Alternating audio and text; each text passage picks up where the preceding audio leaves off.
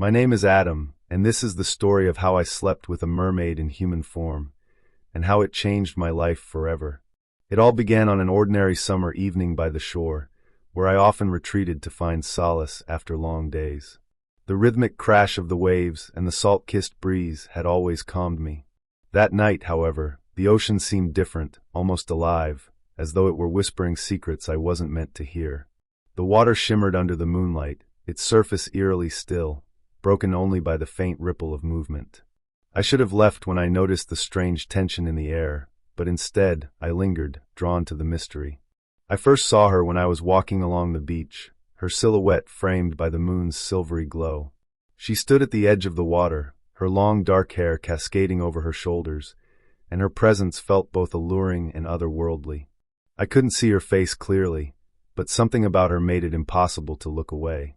She seemed to be singing softly, her voice blending with the waves in a melody that made my chest tighten. Before I realized it, I was moving toward her, captivated by her ethereal beauty. As I approached, she turned to face me, her eyes locking with mine. They were unlike anything I had ever seen, deep, luminous, and filled with an intensity that made my pulse quicken. "Are you lost?" she asked, her voice smooth as silk yet carrying an undercurrent of something ancient and primal. I stammered a reply, feeling an inexplicable need to stay and talk to her, though my instincts screamed at me to leave. There was something about her gaze that held me captive, as if she were peeling away my very soul. She introduced herself as Marina, her name flowing from her lips like a secret meant only for me. The way she spoke, the way she moved, it was as if the world itself bent to accommodate her presence. Despite the unease bubbling in the back of my mind, I found myself drawn to her in a way I couldn't explain. There was an unspoken connection between us, an invisible thread pulling me closer. Every word she said wrapped around me like a spell, leaving me powerless to resist. We spent the rest of the evening walking along the shore, her laughter echoing softly against the sound of the waves. She asked me questions about my life, my dreams, my fears, and I answered without hesitation, baring my soul to her as though we'd known each other forever. Yet, for all her curiosity about me, she revealed very little about herself. "I'm just passing through," she'd say with a sly smile when I asked where she was from. Her mystery only deepened my fascination. As the hours slipped by, I noticed subtle things about her that didn't quite add up.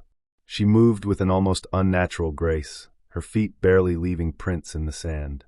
Her skin seemed to glow faintly in the moonlight, and her hair always looked damp, even though there was no spray from the ocean. I told myself I was imagining things, chalking it up to the surreal atmosphere of the night. But deep down, I couldn't shake the feeling that there was something otherworldly about her. When she finally said she had to leave, I felt an ache of disappointment I couldn't explain. "Will I see you again?" I asked, my voice betraying my desperation. She paused, her eyes meeting mine with an unreadable expression, before giving me a smile that sent shivers down my spine. "Perhaps," she said cryptically, before walking toward the water. I watched as she disappeared into the darkness, the waves swallowing her shadow, as if she had never been there. That night, I couldn't sleep.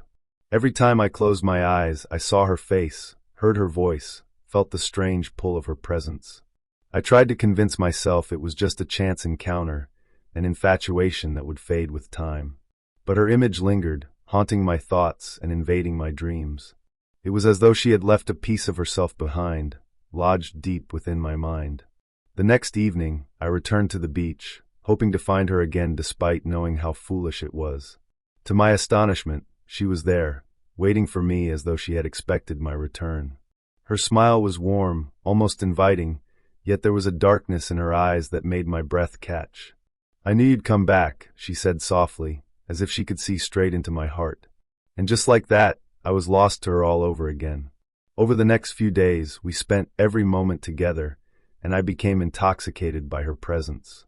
She was unlike anyone I'd ever met, both enchanting and unsettling in equal measure. Her laughter was a melody, her touch a whisper of electricity that made my skin tingle. Yet, for all the joy she brought, there was a shadow that loomed over our time together. She never spoke about herself, never answered my questions, and I couldn't shake the feeling that she was hiding something. As much as I wanted to ignore the warning signs, they were impossible to overlook. Her uncanny ability to appear and disappear without a trace, the way the air seemed to change when she was near, the unexplainable sense of foreboding that crept into my chest whenever she looked at me. I should have walked away then, but I was too far gone, too enthralled by her to see the danger. The turning point came one night when we were sitting by the shore, watching the waves roll in. She seemed distant, her gaze fixed on the horizon, as though she were listening to something I couldn't hear. "There's something you should know," she said suddenly, her voice tinged with sadness. My heart raced as she turned to face me, her expression unreadable. "I'm not what you think I am," she admitted, her words sending a chill down my spine. Before I could respond, she stood up and walked into the water, her movements deliberate and graceful. She stopped when the waves reached her waist, turning back to look at me with an intensity that made my pulse quicken. "I'm giving you a choice," she said, her voice carrying over the sound of the ocean. "Stay with me tonight, and you'll understand everything. But once you do, there's no turning back." I didn't know what to say, torn between the fear clawing at my chest and the irresistible pull of her presence. The rational part of me screamed to walk away, to leave her behind and never look back. But the part of me that was already hers couldn't let go, couldn't resist the allure of the unknown. And so, with trembling legs and a racing heart, I stepped into the water, not knowing that my life would never be the same again. As I stepped into the cold embrace of the water, a shiver ran down my spine, but it wasn't from the chill. It was as if the ocean itself had come alive, its waves lapping hungrily around my ankles. Marina, if that was even her real name, stood there, her eyes fixed on me with an intensity that both terrified and mesmerized me.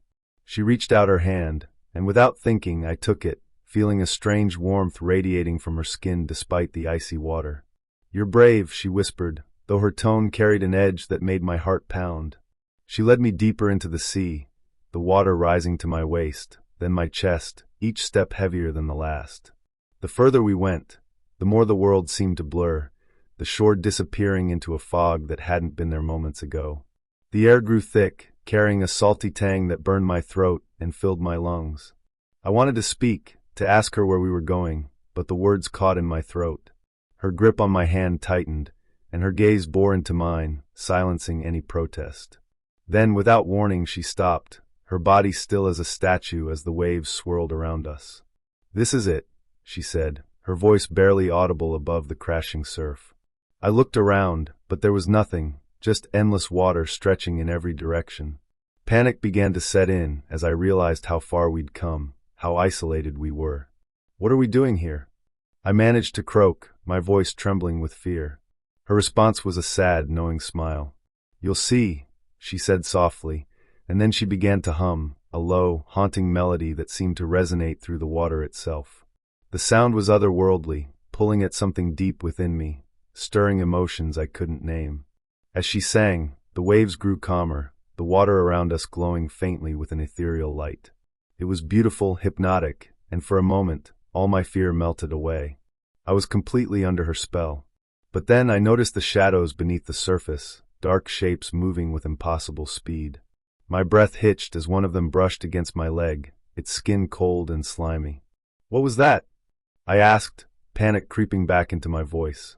She didn't answer, her song continuing as if she hadn't heard me. The shapes grew bolder, circling us like predators, their presence undeniable. My heart raced as I realized I was surrounded. "Marina, we need to go," I said, my voice breaking as I tried to pull away from her. But her grip was unyielding, her eyes locking onto mine with an expression I couldn't read. "Don't be afraid," she said, her tone calm but unconvincing. "They won't hurt you." I wanted to believe her, but every instinct screamed at me to run, to fight, to do anything to get out of there. Yet I couldn't move, paralyzed by a fear I didn't understand. The first glimpse of what lay beneath came suddenly, a pale, humanoid face breaking the surface for a split second before disappearing again. Its eyes were too large, too dark, and its mouth was filled with needle-like teeth. I let out a gasp, my knees nearly buckling as the image burned itself into my mind. "What is this?" I demanded, my voice shaking with terror. Marina's expression didn't change, but there was a flicker of something in her eyes, guilt, perhaps, or regret. "This is where I come from," she said simply, her voice carrying an undeniable sadness. "These are my people." The words hit me like a punch to the gut. the reality of the situation crashing down on me. She wasn't human, she never had been. The signs were all there, and yet I had ignored them, blinded by my fascination with her. Now, I was paying the price for my naivety. As if on cue, one of the creatures surfaced fully, its grotesque form illuminated by the faint glow of the water. It had the body of a human, but with scales that shimmered like oil, its limbs too long and too thin. Its face was distorted, its features twisted into a permanent expression of hunger. It let out a low, guttural growl that sent chills down my spine, its black eyes locked onto me with predatory intent. "Don't look at them," Marina said sharply, breaking me out of my frozen state. "Just focus on me." Her voice was firm, commanding, but it did little to calm the storm of fear raging inside me. I tried to obey, keeping my eyes on her as the creatures circled closer, their movements growing more aggressive. It was like being caught in a nightmare, one I couldn't wake up from. "Why are they here?" I asked, my voice barely more than a whisper. Marina hesitated, her gaze dropping to the water. "They're drawn to you," she admitted after a moment. "You don't belong here, and they can sense it." Her words only deepened my panic, the realization that I was an intruder in their world sinking in. I was a stranger in a place I didn't understand, surrounded by beings that saw me as prey. The water around us began to ripple violently, the creatures' movements growing frenzied. I could feel their presence all around me, brushing against my legs, their cold, slimy bodies sending jolts of terror through me. Marina's song changed, growing louder and more urgent, as if she were trying to keep them at bay. "Stay close to me," she said, her voice laced with an emotion I couldn't place, fear, perhaps, or desperation. Despite her efforts, the creatures grew bolder, one of them lunging at me with a speed that left me breathless. Its claws raked against my arm, leaving a searing pain in their wake. I cried out, stumbling backward and nearly losing my footing. Marina was at my side in an instant, her grip on my hand tightening as she pulled me close. "I won't let them hurt you," she said, her voice trembling for the first time. The pain in my arm was sharp, but the terror in my chest was sharper. I clung to Marina's hand, like it was the only tether keeping me from sinking into madness. Around us, the water churned, the creatures closing in with guttural growls and splashes that echoed in the eerie silence. My instincts screamed for me to run, but there was nowhere to go. The sea was infinite, and the shore felt like a distant dream. Marina's grip tightened as her song took on a harsher, more urgent tone. It wasn't melodic anymore. It was raw, almost like a command. The creatures paused, their grotesque forms frozen mid-lunge as her voice cut through the chaos. For a moment, I dared to hope that she had control over them, that maybe she could stop this nightmare. But then one of them let out a deafening screech, and the fragile stillness shattered. The next attack came without warning, a blur of scales and claws that sent us both tumbling into the water. I thrashed wildly, my lungs burning as salt water filled my mouth and nose. Panic overtook me as I struggled to surface, the weight of the sea and the creatures dragging me down. I could feel them all around me, their cold, slimy bodies brushing against mine, their claws raking my skin. Just when I thought I couldn't hold my breath any longer, Marina's arms wrapped around me, pulling me upward with a strength that didn't seem possible for someone so slender. We broke the surface, and I gasped for air, coughing and choking as she held me close. "I told you to stay close," she said, her voice sharp with fear and anger. But before I could respond, another creature lunged at us, its jaws snapping inches from my face. Marina let out a cry, shoving me behind her as she faced the creature head-on. Her transformation was sudden and shocking, her human features melting away to reveal something otherworldly. Her skin took on a pearly sheen, her eyes glowed with an unnatural light, and her voice turned into a piercing wail that made the creatures recoil. It was terrifying, but it was also the only thing keeping them at bay.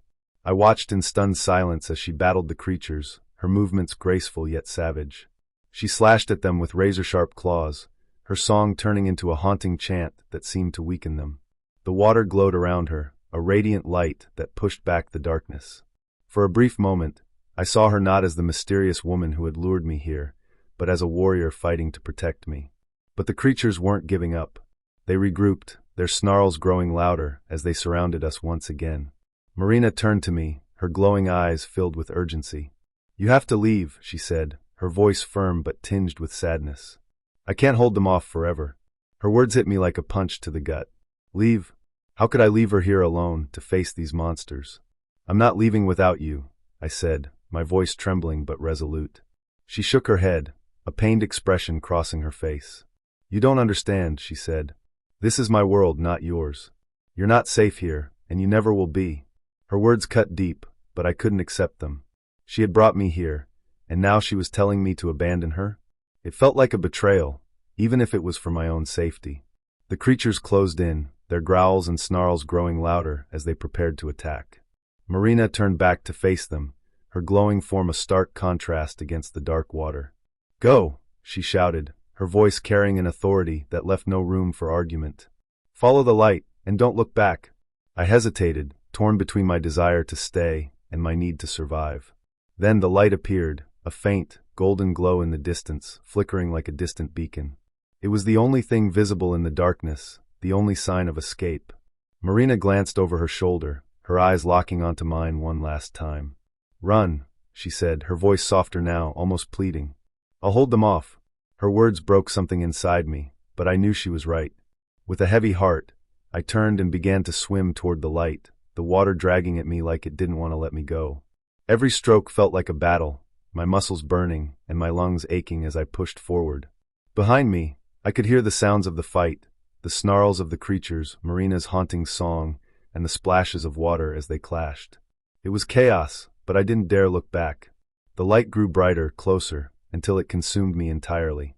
The next thing I knew, I was coughing and gasping for air on the shore, the waves lapping gently at my feet. I turned back toward the sea, but the light was gone, and so was Marina. The water was calm, as if nothing had happened, but the marks on my skin told a different story. That I sat on the shore, staring out at the now placid sea, my mind racing with what had just happened. The night felt like a distant fever dream, but the marks on my body and the ache in my chest told me it was all too real.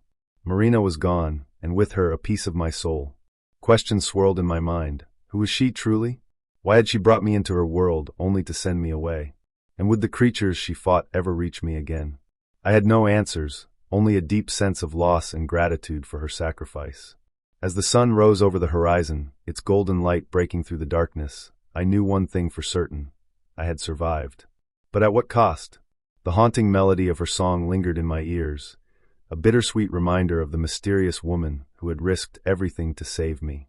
I vowed to keep her memory alive, even if I could never speak of what had happened. Some truths, I realized, were too strange and too painful to share. Marina's world and mine were never meant to collide, and yet they had, leaving me forever changed. With a heavy heart, I stood and turned away from the sea, determined to move forward. But deep down, I knew that whenever I closed my eyes, I would see her face, hear her voice, and feel the pull of the ocean calling me back.